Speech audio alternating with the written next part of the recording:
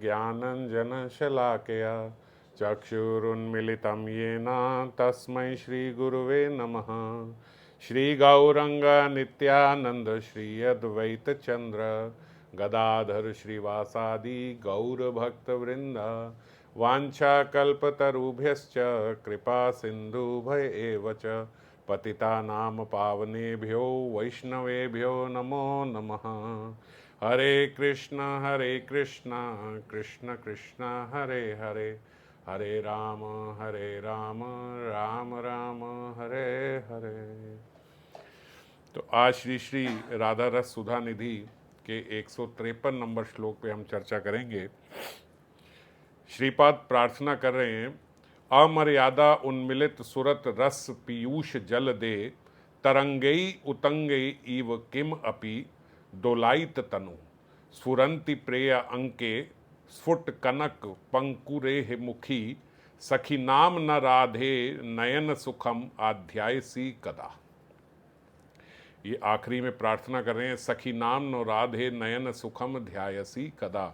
अपनी सखियों को नयन सुख कब प्रदान करोगे? कौन सा नयन सुख? हे राधे, सुरत रस का जो असीम सुधा सिंधु उद्गत हो रहा है, यानी आपके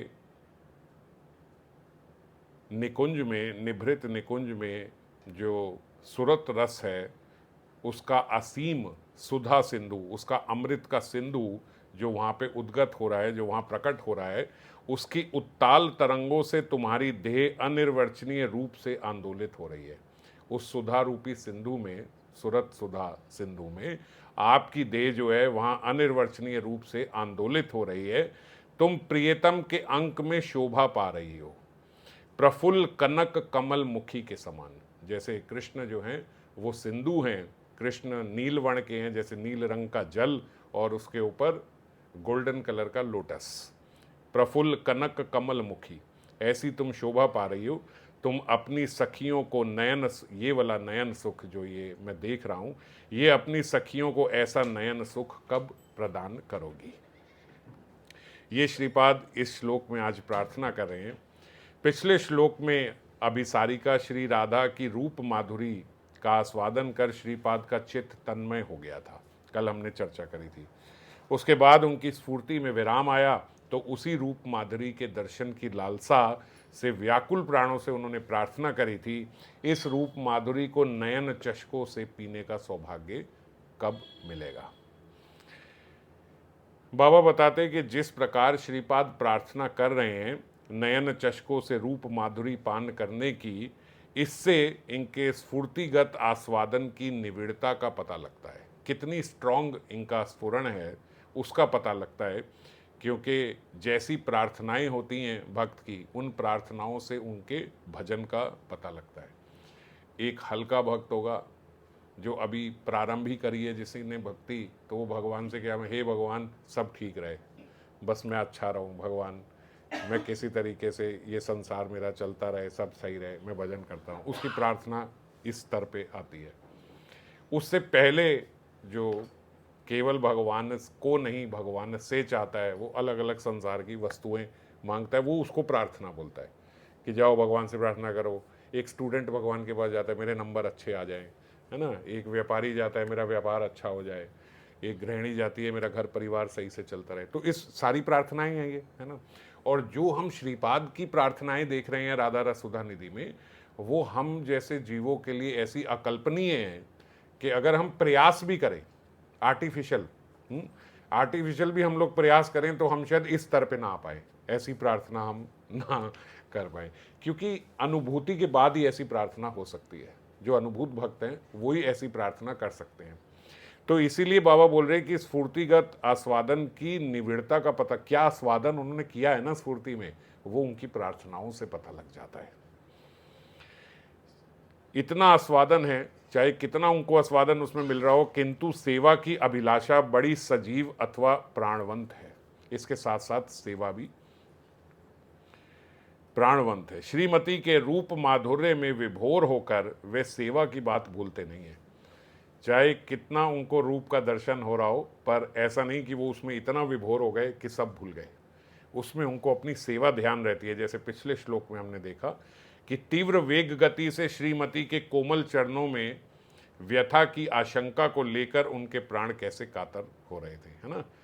किशोरी जी तीव्र गति से जा रही हैं, वो उनके रूप का वर्णन कर रहे हैं, पर साथ साथ, हालांकि हमने तो चर्चा करी थी कि रूप का वर्णन ही इसलिए कर रहे हैं कि वो उनकी गति को कुछ रोक पाए, सेवा ही कर रहे हैं, प्राथमिक रूप से सेवा ही कर रहे हैं।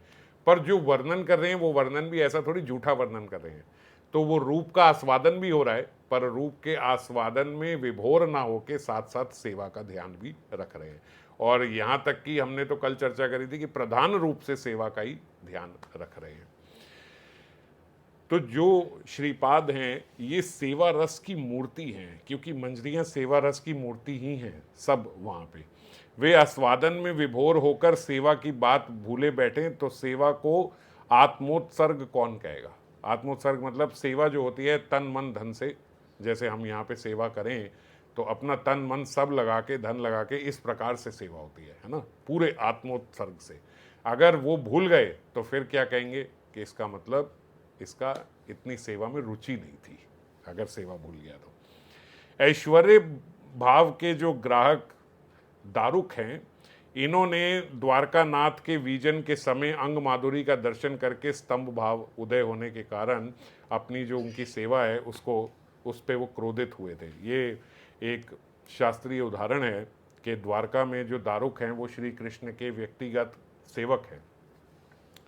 वहाँ एक ऐसा इंस्टेंस आता है कि वो भगवान को विजन इत्यादि कर रहे थे, और विजन करते हुए उन्होंने जब भगवान के रूप माधुर्य का दर्शन किया, श्री कृष्ण के रूप माधुर्य का, तो उनके हृदय में स्तंभ भाव आ गया।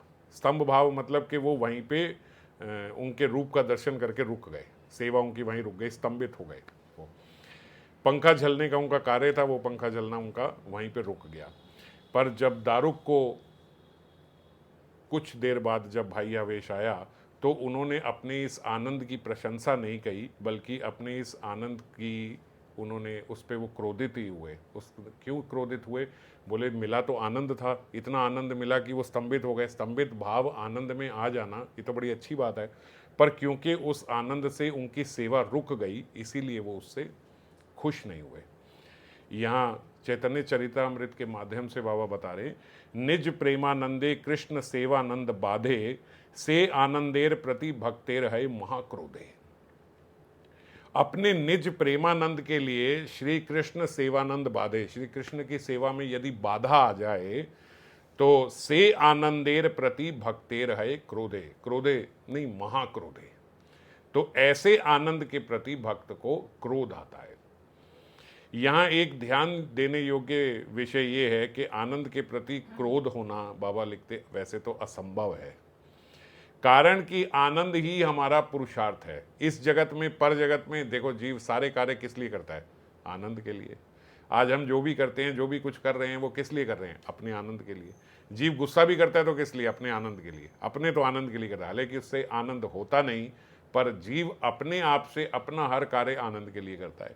और ये तो आनंद नहीं, परम आनंद है कि भगवान के सौंदर्य में इतना खो गए कि स्तंभ भाव आ गया या सात्विक विकार आ गए, तो ये तो परम आनंद है। पर आनंद जात सेवा बाधक जड़ता के प्रति क्रोध, आनंद जड़ता का जनक होने के नाते आनंद पे क्रोध आया है।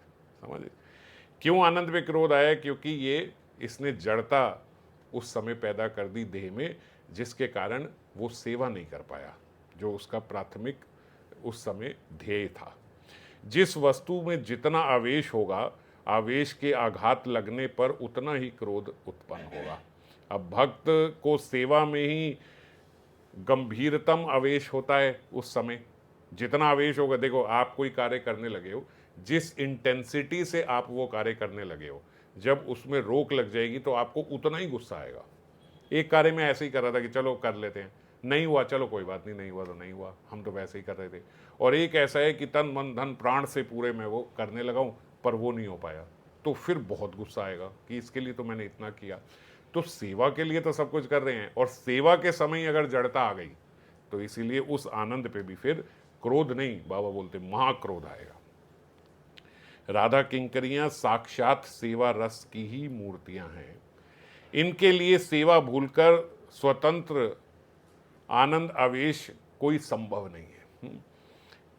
कभी भी हम मंजरियों को ऐसा नहीं देखेंगे कि इनको ऐसा आनंद हुआ कि ये अपनी सेवा से चूक गई। हमने कितनी यहाँ पे देखी सेवाएं देखी, विलाप कुसुमांजलि हमने पढ़ी, राधा रस सुधा निधि हम शुरू से पढ़ रहे हैं, पर कहीं हम ऐसा नहीं देखेंगे कि सेवा ऐसी आई कि मंजरी विभोर हो गई। और बल्कि मंजरियां तो ऐसी ऐसी सेवा करती हैं कि ऐसी सेवा कोई भी नहीं करता। जैसे हमने चर्चा करी कि निभृत निकुंज में जाके जो सेवाएं होती हैं वो सेवा और कोई नहीं कर रहा है जो मंजरियां कर रही हैं, है ना। तो कितनी निकट की सेवाएं हो रही हैं, पूर्ण रूप से कृष्ण किशोरी जी को निर्वस्त्र हुए भी देख रही हैं, मगर तब भी सेवा प्राथमिक रहती है उस समय। जीव यहाँ पे जो साधक है उस साधक को भी ये बात समझनी चाहिए कि सेवा अति आवश्यक है। यहाँ पे भी हमारा स्वभाव जो है, देखो वहाँ हम सेवा की मूर्ति हैं और यहाँ हमारे स्वभाव में सेवा ही नहीं है। हम सेवा कुछ समझते ही नहीं। हम अपने एक कंफर्ट जोन में रहते हैं। कोई हमारे कंफर्ट जोन के भीतर सेवा आ गई तो बड़ी अच्छी बात है। कोई और बाहर की सेवा ही थोड़ी बहुत कर ली, लेकिन थोड़ी बहुत के बाद फिर हम इधर उधर देखने लगते हैं कि ये तो ये भी कर रहा है, ये तो चलो ये भी कर देंगे, ये भी कर देंगे। या कुछ सेवा हम लोग अरे ये तो इतनी ज़रूरी नहीं है, या हम सोचते हैं ये तो सेवा ही नहीं है ना, तो ये तो इतनी कोई ख़ास सेवा नहीं है, तो ख़ास सेवा के लिए हम लोग बैठे रहते हैं। अब कहीं हम ऊपर देखेंगे मंजरियों को इस प्रकार से कि कौन सी सेवा खास है और कौन सी सेवा खास नहीं है। और क्यों हम यहाँ पे ऐसा कर जाते हैं, क्योंकि हम यहाँ सेवा को व्यक्तिगत रूप पे देखते हैं कि ये इसकी सेवा है कि इसकी सेवा है। संत की सेवा है, महात्मा की सेवा है, या छोटे भक्त की सेवा है, या बड़े भक्त की सेवा है। अगर किसी छोटे भक्त की सेवा है तो ये तो हम सेवा की श्रेणी में ही नहीं लेते। अगर कोई बड़े महात्मा की सेवा है तो हम तत्पर हैं, पर वो भी अगर 4 बार आ जाए तो फिर हम लोग थोड़ा सोचते हैं कि करना चाहिए कि नहीं करना चाहिए, देखना चाहिए, ये करना चाहिए, वो करना चाहिए। तो सेवा के प्रति हमारी बड़ी लापरवाही रहती है। जबकि भगवान ने, हमने कई बारी ये चौपाई रामायण में भी पढ़ी है, बिगड़ी जन्म अनेक की सुधरौ अबहु आज, हो ही राम को नाम जपऊं तुलसी तजी कसमाजो। ये क्या है? जब हम ये बोलते हैं बिगड़ी जन्म अनेक की, बिगड़ी जन्म अनेक की, कई जन्मों की हमारी जो बिगड़ी हुई बात है, कई जन्मों की, वो सुधरऊं अबहु आज, आज ही कैसे सुधर जाएगी? कब सुधर जाएगी? अभी सुधर जाएगी। ये बड़ी बात नहीं लगती कि हम कहें कि आपके भैया कोई महात्मा है, कोई संत है, वो आपको कहे आपके बिगड़ी जन्म अनेक, जितने अनेकों जन्मों की जो आपकी बिगड़ी हम आज अभी सुधार देंगे, सब खत्म कर देंगे। बड़ी बात लगती है कि नहीं लगती? तो क्या बोलते, सबसे प्रथम क्या है? हो ही राम को, उसके बाद नाम जप भी है, हो ही राम को, हो ही राम। राम के कैसे हो जाएंगे हम? क्या बोलो भाई तुलसीदास जी, आपने लिखा, पर ये क्या अर्थ है इसका?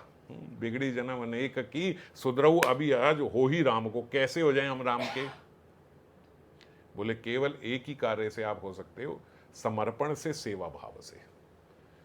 अब सेवा राम जी की कैसे करें? हम बोले हम तो गृहस्थ हैं, हम तो नौकरी वाले लोग हैं, हम तो गृहिणी हैं, घर चलाने वाली हैं, हम तो स्टूडेंट हैं, हम तो ये हैं, हम तो वो हैं, तो हम राम के कैसे हो जाएं? हो ही राम, हम तो हैं राम के, कैसे हो जाएं?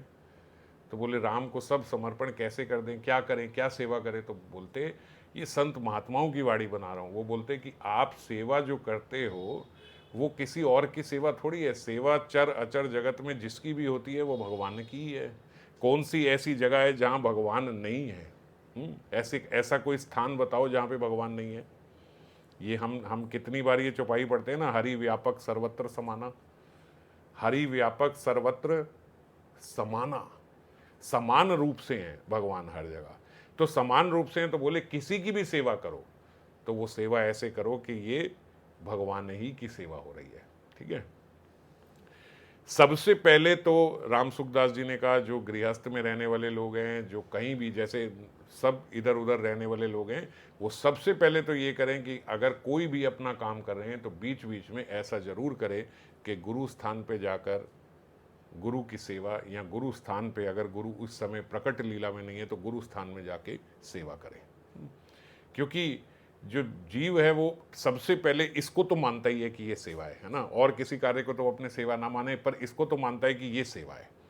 तो बोलते बीच बीच में जब अपने गुरु, जैसे हम लोग स्मरण में कई बार कई लोग करते हैं ना, हम आश्रम में झाड़ू लगा रहे हैं, हम आश्रम में पोछा लगा, तो प्रकट रूप से भी कभी जब धाम में जाएं तो वहाँ आश्रम में झाड़ू लगा के आए, आश्रम में पोछा लगा के आए, सफाई करके आए, कोई और कार्य ढूंढ लिया।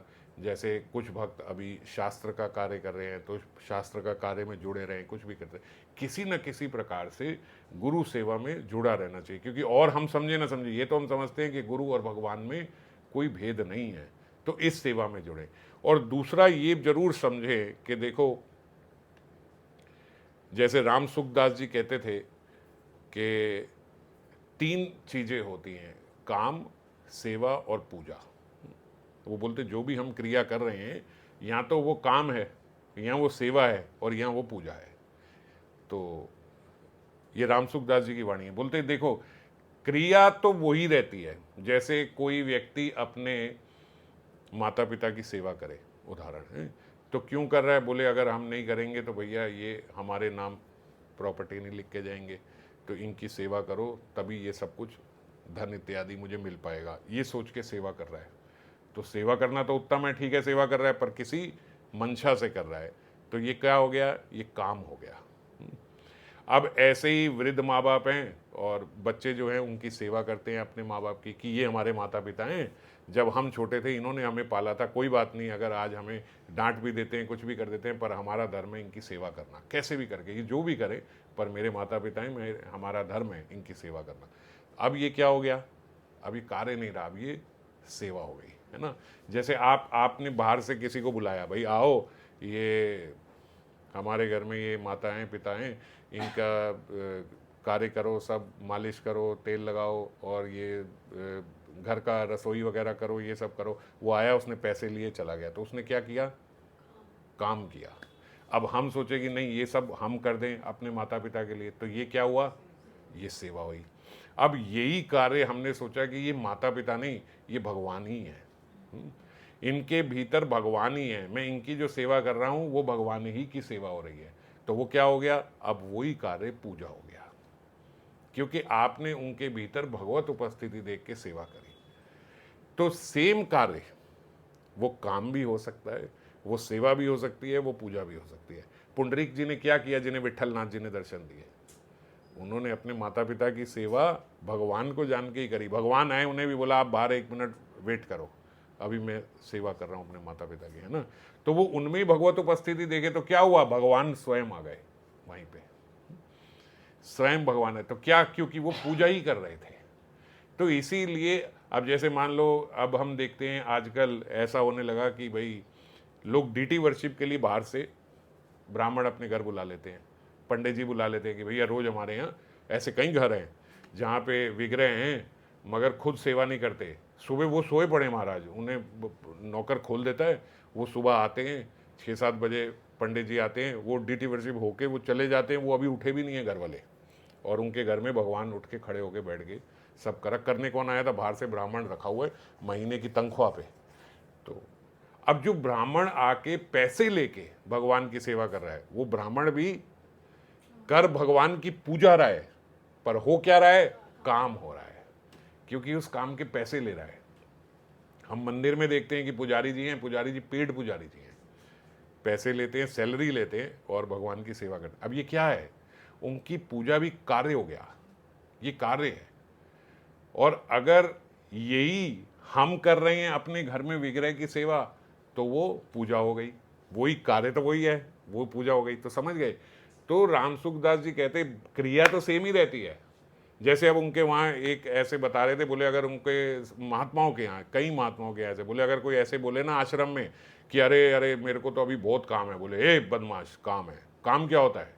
काम तो गृहस्थियों को होता है, तुम्हें क्या काम होता है? तभी तो तुम्हारा काम क्रोध खत्म नहीं होता, क्योंकि तुम्हें काम बहुत है। काम कुछ नहीं होता, यहाँ सब सेवा होती है। अगर आप ये बोलो अरे मेरे को बड़ा काम है, बड़ा काम है, कोई काम नहीं है, सब सेवा है। तो हर कार्य, बोले जो आप जाते हो, ऑफिस जाते हो, जो आप घर का काम करते हो, सब करते हो, आप सब सेवा रूप में कर सकते हो। कैसे? अगर आप उससे अपेक्षा ना रखो, कोई एक्सपेक्टेशन नहीं है। हम केवल ठाकुर जी ने हमें लगाया है कि भैया ये हमें करना है, वो हमने करा, तो वो क्या हो गया? अब वो कार्य नहीं रहा, वो सेवा हो गई। और अगर आपने उसी में ये सोच लिया कि और कोई नहीं, सब ठाकुर जी तो हैं, किसके भीतर ठाकुर जी नहीं है? किसके भीतर नहीं है मेरे कृष्ण? सब वही तो हैं, इस रूप में मेरे से ये कार्य करा रहे हैं, इस रूप में मेरे से ये कार्य करा रहे हैं, इस रूप में मेरे से ये कार्य करा रहे हैं। तो वही अब सेवा से ऊपर जाके पूजा हो गई। क्रिया सेम है, सेम क्रिया। आप पूरा दिन पूजा कर सकते हो, आप सोते हुए भी पूजा कर सकते हो। जानते हो कैसे? आप सोने से पहले, विश्राम करने से पहले आप भगवान को हाथ जोड़ के, ठाकुर जी सुबह आपकी ये हम परिचर्या में लगेंगे, उस परिचर्या से पहले थोड़ा विश्राम चाहिए, नहीं तो सुबह ऊँधते रहेंगे, सही से आपकी सेवा नहीं कर पाएंगे। तो थोड़ी देर के लिए विश्राम, और उसके बाद उठ के फिर वही हमारी जो परिचर्या हम उसमें लगेंगे, आपकी सेवा में लगेंगे। आपका अब सोना जो है, बस ये कह के सोए तो सोना भी पूजा हो गया।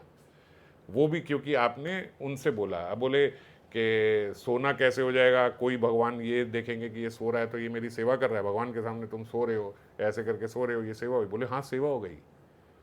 अब माता अपने बच्चे को देखती है कि बच्चा सो रहा है, या माता खुद ही सुलाती है, सो जा सो जा, थोड़ी देर के लिए सो जा, 3-4 घंटे सो जा। तो क्या भगवान के भीतर माता से कम वात्सल्य है?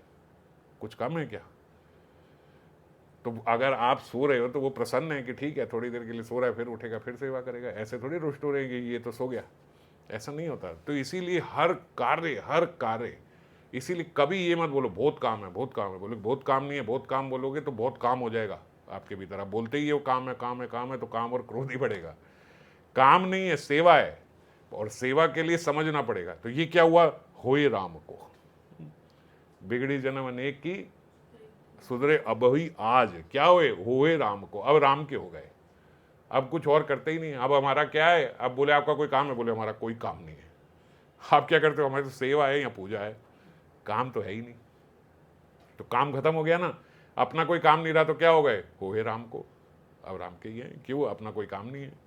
जो कर रहे हो, जो भी आप कर रहे हो, आपने लगाया इस कार्य में, आपका समझ के ये कार्य कर रहे हैं, तो सेवा हो गई। उन्हीं को देख के करोगे, पूजा हो गई। आप बैठे, कोई कस्टमर आ गए, शॉप पे आ गए, वो आ गए, कौन आए? ठाकुर जी आए हैं, अब ये मेरे से ये करवाना चाहते, कोई बात नहीं, इनके रूप में है तो वही, ऐसा करके करा, वो ऑफिस में बैठे बैठे पूजा हो रही है। तो इसी प्रकार से जब हमें जाना ऐसी जगह पे है जहां सेवा की ही मूर्तियां हैं, जब यही हमारा वास्तविक स्वरूप यही है कि हम सेवा की मूर्ति है, तो यहां हम सेवा से क्यों काम चोरी करें? यहां हम क्यों काम करें? आज से ही प्रारंभ कर दो सेवा रस। अब जो मंजरियां हैं वो सारे वही तो कार्य कर रही हैं जो हम यहां पे कर रहे हैं, मगर वो पूजा हो रही है कि राधा कृष्ण की करें। आप भी राधा कृष्ण की करो, कहाँ नहीं है? हरि व्यापक सर्वत्र समाना, कहाँ कहाँ कहाँ है जहाँ भगवान नहीं है? सब जगह, सब जगह, सबके भीतर भगवान ही है। ऐसा देख के करेंगे, ऐसे करेंगे। अरे कई भक्त तो ऐसे प्रार्थना करते हैं, ठाकुर जी, एक भक्त की प्रार्थना सुन रहे थे, बोले ठाकुर जी आप, हम लोग, वो अपने आप को गाली देके बोल रहे थे कि हम लोग कैसे हैं, देखो एक कुत्ता, उसको रोटी डालो तो रात भर जाग के हमारी चौकीदारी करता है। एक रोटी पे एक कुत्ता ऐसा हो जाता है कि रात भर जाग के चौकीदारी करता है। और आप तो मुझे कितने वर्षों से, पूरा जीवन कितना खिलाते आए हो, सुबह शाम दिन रात, क्या नहीं खिलाया आपने? जो मेरी इच्छा रही वो मुझे खाने को मिला है, और तब भी मैं इतना भी वफादार नहीं हूं आपके प्रति जितना ये एक रोटी खा के कुत्ता वफादार है। इससे भी गए बीते हम। एक रोटी सिर्फ रोज एक कुत्ते को डाल दो, वो आपका वफादार हो जाता है। और हम तो कितने गए बीते हैं कि हम तो इतना सब आपका दिया खा रहे हैं, मगर आज भी आपसे उतनी प्रीति भी नहीं है जितनी इस गली के कुत्ते की हमारे से हो गई है। ऐसी भी नहीं है। तो इसीलिए भाव जो है वो काम का मत रखो, भाव सेवा का रखो, भाव पूजा का रखो, तो ही हम सेवा की मूर्ति बन पाएंगे। यहीं से तो प्रारंभ होगी, कैसे होगी अचानक से? नहीं। तो राधा किंकरियां साक्षात सेवा की ही मूर्तियां हैं। इनके लिए सेवा भूलकर स्वतंत्र आनंद आवेश कभी संभव नहीं है। ये भूलकर स्वतंत्र हम क्या कर रहे हैं? हम स्वतंत्र आनंद आवेश में लगे हुए, बस यही गलती हो रही है हमसे। भावुक साधकों को इनके अनुगत्य में माधुर्य आस्वादन के साथ साथ सेवा कौशल की शिक्षा भी लेनी होगी। भावुक को, क्यों? भावुक जो होते हैं वो बस रस में लग जाते हैं, सेवा भूल जाते हैं। इसीलिए बोले भावुक भक्तों को। ये किंकरियां युगल सेवा के क्षेत्र में गुरु हैं। जैसे मैंने बताया ना कि ये तो वो सेवा करती हैं जो कोई और वहां प्रवेश भी नहीं पा सकता। श्रीपाद स्फूर्ति के अभाव में रोते रोते उसी लीला का स्फुरण पुनः प्राप्त करते हैं। कल क्या कहाँ उनकी लीला समाप्त हुई थी? किशोरी जी को अभिसार करा रहे थे और वहां पहुंचते ही उनकी लीला स्फुरण उनका समाप्त हो गया। आज वहीं से उनका फिर से स्फुरण प्रारंभ हुआ। श्रीपाद किंकरी के रूप में किशोरी जी, जो कि परम उत्कंठित हैं उस समय अभिसारी का, उनको लेकर संकेत कुंज के द्वार पर आ पहुंचे हैं। नागरमणि तीव्रतम उत्कंठा के साथ श्रीमती की वहां प्रतीक्षा कर रहे हैं। जिनके लिए कोटि कोटि ब्रज सुंदरियां पागल हैं, वे श्याम सुंदर किशोरी जी के लिए पागल हैं। पूर्व राग की अवस्था में, एक उदाहरण देके बताते कि कैसे हैं। पूर्व राग की अवस्था में एक दूती ने बड़ा कातर श्याम सुंदर को देखा, तो देखकर उन्होंने आकर श्रीमती से कहा, धनी धनी रमणी जन्म धनी तौर। अरे रमणी, आपका जन्म जो है वो धन है, आप धन हो। सच जन का सब जन कानहु कानहु करी झुराए, से तुए भावे विभोर। अरे सारे लोग जो हैं वो तो कन्हैया कन्हैया कह के तड़पते हैं, और वो कन्हैया तुम्हारे लिए वहां पे तड़प रहे हैं। पूर्णता विभोर हैं आप पे। कैसे विभोर हैं? बोले जैसे चातक चाहिया तियसल अंबुज, चकोर चाहिया रहु चंदा। जैसे चकोर चंदा के लिए और चातक जो है वो बादलों से निकलते हुए जल के लिए होता है, ऐसे ही तरु लतिका अवलंबन करी, मझू मने लगल धंधा। वहाँ पे एक पेड़ के साइड पे बैठे हुए आपके लिए बिल्कुल वैसे ही कातल हो रहे हैं जैसे एक चकोर या एक चातक पक्षी जो होता है वो उत्सुकता से इंतजार कर रहा होता है। राधा किंकरियों के लिए श्याम सुंदर की जो ये दशा है, ये दशा बड़ी आस्वाद्य है। सबसे ज़्यादा सुंदर श्याम सुंदर के ये मंजरियों को तभी लगते हैं जब किशोरी जी के लिए वो ऐसे कातर अवस्था में बैठे होते हैं। श्याम का ऐसा प्रेम अतिशय और किसी के प्रति नहीं है, तो इसीलिए जो मंजरियां हैं वो बड़ी गौरवान्वित होती हैं, वो गौरव से भर जाती हैं कि देखो हमारी किशोरी जी के लिए श्याम सुंदर कैसे तड़प रहे हैं।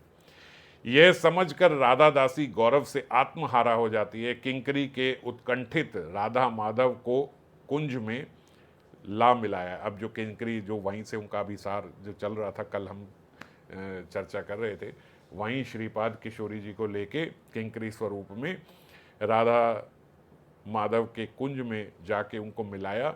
मिलन होने पर श्री युगल के असीम सुरत रस का सुधा सिंधु उच्छलित हो उठा। विलास प्रारंभ हो गया। किंकरी बाहर आ गई और बाहर से उसने अपने नेत्र कुंज रंध्रों पर लगा लिए। उसकी नयन शफरियां सुखपूर्वक उस सुधा सिंधु में संतरण कर रही है। नयन शफरियां मतलब नयन रूपी जो मीन है, जो मछलियां हैं, वो सुखपूर्वक अंदर सुधा रूपी सिंधु, जो अमृत का सिंधु वहाँ पे है, उस सिंधु के भीतर उनकी नयन रूपी मछलियाँ जो हैं वो तैर रही हैं। सुरत रस के इस सुधा सिंधु में शत शत भावों की तरंग मालाएं समुच्छ्वासित हो रही हैं। थोड़ा कवि की भाषा में यहाँ पे ये लिखा है कि वो अंदर जो सुरत रस की, ये श्लोक में ही है, जो सुधा सिंधु है उसमें शत शत भावों के साथ, मतलब अनेकों अनेक भाव श्याम सुंदर के और किशोरी जी के वो देख रहे हैं। साधक को अपना स्वरूप जागृत रखकर यह समझना होगा। देखो ये बार बार बाबा बोल देते हैं, जैसे कई श्लोकों में पढ़ते हैं, साधु सावधान। आपको अपने स्वरूप में ही ये सब समझना होगा। देह आवेश को लेकर इस वस्तु का आस्वादन, इसका अधिकार किसी को नहीं है। ये देह आवेश में ये आस्वादन नहीं हो सकता जो मंजरियां वहां कर रही हैं। देह न करे ही आस्था, प्रेम भक्ति चंद्रिका में आता है। अंतर में जागृत रखना होगा कि मैं श्री राधा की दासी हूं। वैसे तो साधक की चिंतन शक्ति भक्ति की सहायता से अनादिकाल से चले आ रहे देह अभिमान को दूर कर स्वरूप अभिमान जगाए रखती है। जब ऐसी चिंतन कर रहे होते हैं तो ऐसे चिंतन के समय स्वरूप में ही ऐसा चिंतन हो पाता है और होना भी चाहिए। श्रीमती ने विपरीत विलास में नागर शिखर को अपूर्व आनंद रस में निमज्जित कर दिया है। विपरीत विलास सबसे सर्वोच्च विलास है, उसमें पहुंचकर आनंद रस में निमग्न हो गए हैं श्याम सुंदर और किशोरी जी। श्रीमती की देह वल्लरी दोलायित है। देह रूपी वल्लरी बोल रहे हैं इसलिए दोलायित। रस और भाव की शत शत तरंग मालाएं सुरत सिंधु में उच्छ्वासित हो रही हैं। सुरत रूपी सिंधु की बात हो रही है, इसलिए सुरत रूपी सिंधु के साथ कमल और देहवल्लरी इस प्रकार की बातें, इस प्रकार के शब्द इस्तेमाल हो रहे हैं। रस और भाव की तरंग मालाएं मतलब रस और भाव की लहरें आ रही हैं इस सुरत सिंधु में। लीला रस का आस्वादन कर किंकरी कृतार्थ है, रसमयी लीला का अवसान हो गया। श्याम सुंदर और किशोरी जी का विलास पूर्ण हुआ। ये पूर्ण होने के साथ साथ किंकरी जो है वो कृतार्थ हो गई। श्रीमती श्याम सुंदर के अंक में शोभा पा रही है। विलास के उपरांत किशोरी जी श्याम सुंदर की अंक में मतलब उनके गोद में किशोरी जी बैठी हैं। रसमयी लीला के अवसान के बाद का ये दृश्य है। ये सौंदर्य देखकर श्याम सुंदर आत्महारा है। किनका? किशोरी जी का सौंदर्य देखकर श्याम सुंदर आत्महारा है। लीला अंते सुखे एहार जे अंग माधुरी। लीला के अंत में जो एक दूसरे को पारस्परिक सुख होता है, एक दूसरे को देख के, और जो अंग माधुरी वो एक दूसरे की देख रहे हैं, उससे जो उन्हें सुख प्राप्त हो रहा है, ताहा देखी सुखे आमी आपना पासारी। वह देख के किशोर मंजरी जो है वो विभोर हो रही है। ये चैतन्य चरितामृत में लिख रहे हैं कि मैं अपने आप को संभाल नहीं पा रहा हूँ, ये देख के कि किस प्रकार दोनों एक दूसरे को देख के, एक दूसरे की अंग माधुरी को देख के कितना सुख पा रहे हैं। तो जो मंजरी देख रही है वो क्या देख रही है? वो उन दोनों के सुख का अनुभव कर रही है, और वो दोनों एक दूसरे की अंग माधुरी को देख के सुख प्राप्त कर रहे हैं। तो जो वो सुख प्राप्त कर रहे हैं, मंजरी उस सुख से सुख प्राप्त कर रही है। श्याम का आनंद देखकर श्रीमती का आनंद सिंधु भी उच्छ्वासित है। किंकरी देख रही है श्रीमती मानो श्याम सुंदर में प्रफुल्लित कनक कमलिनी है। किंकरी क्या देख रही है? श्याम सुंदर के अंक पे किशोरी जी बैठी है, तो श्याम सुंदर मानो नीला जल है, सिंधु है, और उनके ऊपर एक कनक कमलिनी खिल गई है। कृशांगी की देह रूपी स्वर्ण नाल पर, देह रूपी स्वर्ण नाल पर मतलब कमल की नाल होती है ना, तो जो कमल की नाल होती है वो उनकी देह है। उनकी देह, किशोरी जी की देह की तुलना हो रही है कमल की नाल से।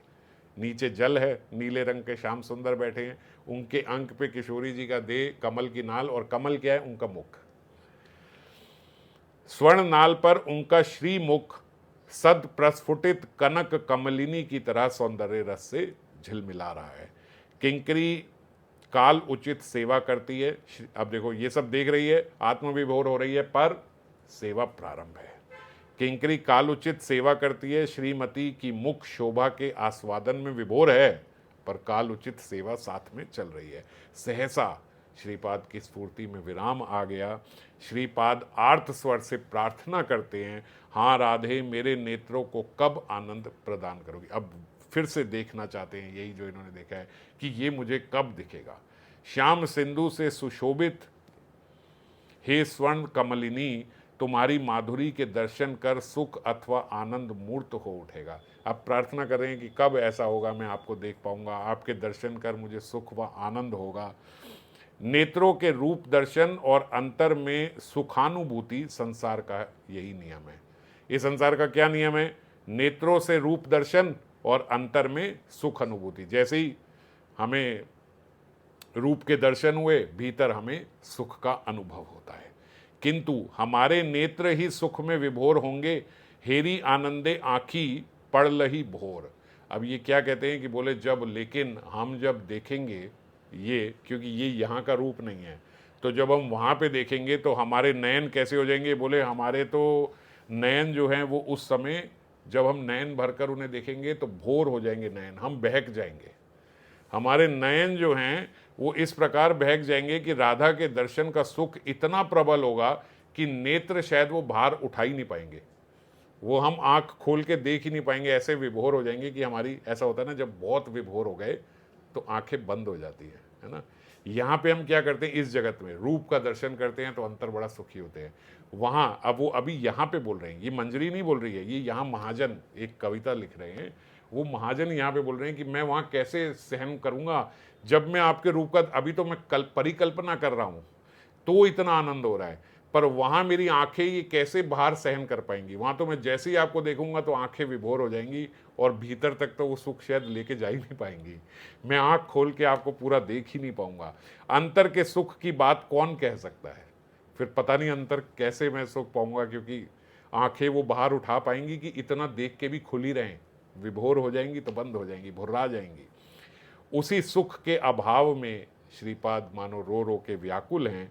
वे गौर पार्षद उचित करुणा कर सजातीय शय भक्तों को भी अपने साथ लेकर प्रार्थना करें। ऐसे क्यों बोला? क्योंकि उन्होंने बोला ना कि सखी नाम जो उन्होंने प्रार्थना करी, आज उन्होंने मम न कह के ये श्लोक में प्रार्थना देखो कैसे कर रहे हैं, सखी नाम न राधे नयन सुखम ध्यायसी कदा।